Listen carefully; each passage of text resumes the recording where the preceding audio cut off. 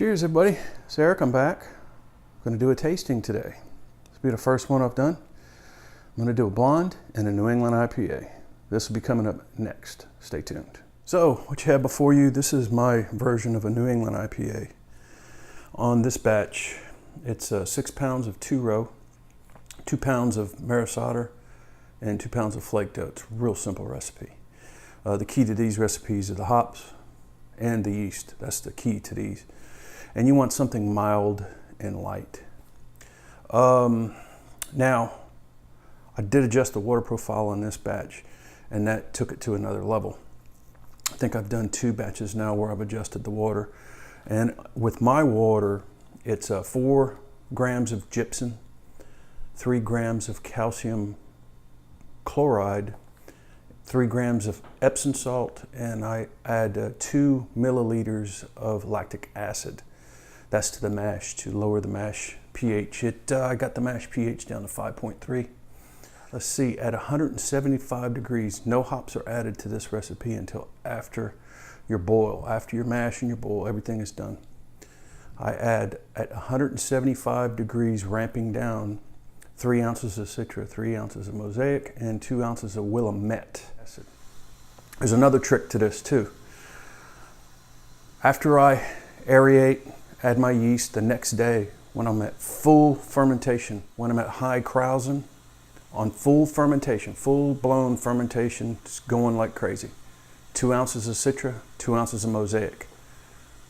I put the stopper back on, let it run the rest of the duration, and when it's ready to rack, to keg, I'll keg it and go. And what you're going to get from this is pure hop aroma and flavor. It's fantastic. I call it a true 100% lawnmower beer. I come in right at 5%. So, of course, you can see it's cloudy, and it's supposed to be because I understand the cloudy nature of these beers. It helps maintain that aroma that you're looking for. And the nose on it is grapefruit. I'm getting passion fruit. It's in your face. It is really, really good. Bitterness is next to nothing on this beer. A little bit, tiny little bit of pine.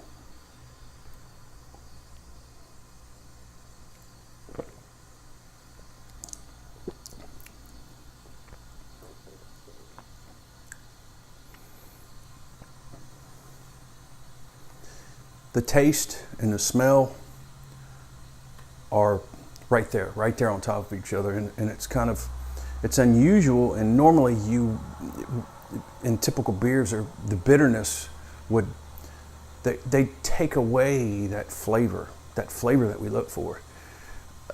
In some beers, if it's too bitter, you got to have that balance. But taking the bitterness off of this, the hops are standing on all by themselves in this beer. This is an incredible beer. This is a very popular beer with my friends.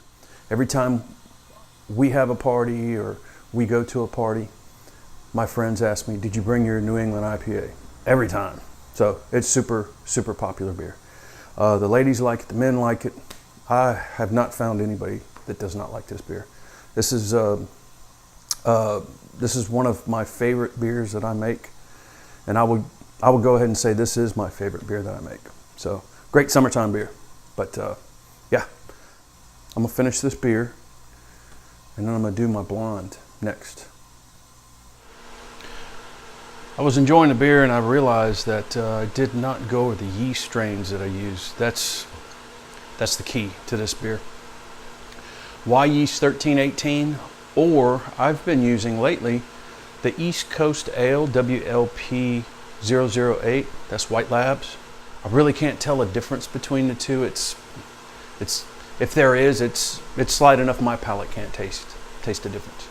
So yeah, that's one of the keys. That and the hops, the dry hops at high krausen. That's going to be key for this beer. But anyway, cheers, and blonde's coming up next. This is my blonde. I'm really proud of this beer. It's taken a long time to get here with this particular beer. This is 4 pounds 2 row, 5 pounds Maris cider, 8 ounces of caramel crystal 10. And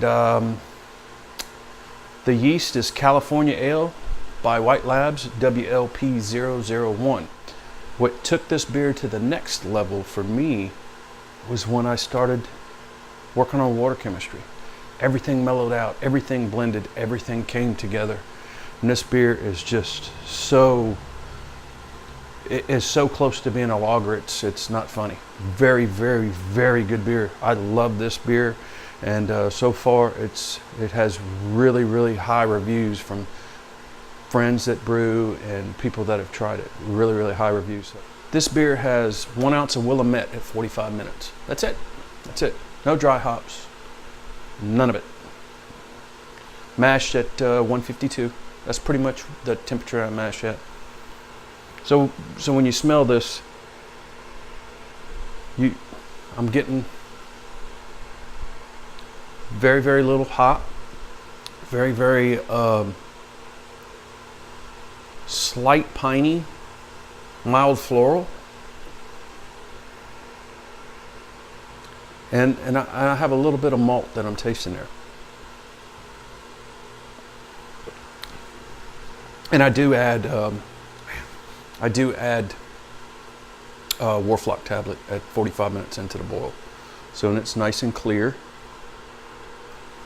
Beautiful color. I just love this color beer. It's just gorgeous. I just love this beer. But I'll be making this one. This will be a regular addition to my in my queue. It's one we'll be brewing, especially summer. Came in right at 5%. Probably gonna lower it just a little bit, get it into the mid to high 4s. It's like a, not a light lager, but a full lager. You know, like maybe a Miller High Life or something like that. It's just really, really well rounded.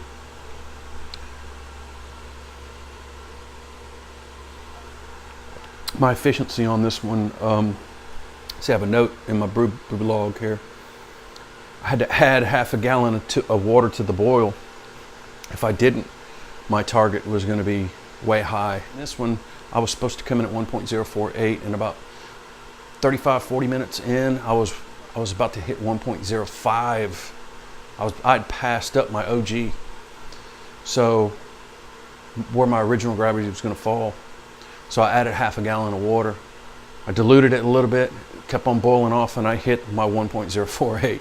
So I cheated a little bit, it worked. I should have ran off some more water, but this was the first iteration of this one that I did with this grain bill. I've been adjusting it. I've done this, I've been working on this blonde for a while, years, and this is another level for me. So, but I believe it's all water chemistry. Big deal, big deal.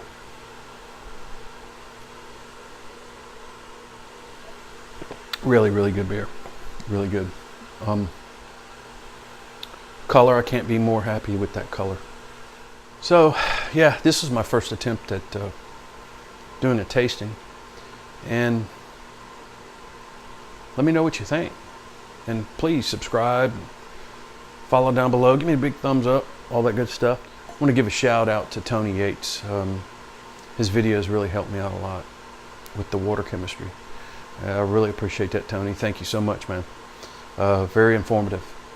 And I want to make videos like that too. I want to be informative and helpful, and anybody I can help. And Tony put it best, that this is a small group of people that brew and passionate about it, and we want to help each other. So any questions, put them down below. Give me thumbs up, subscribe, all that good stuff.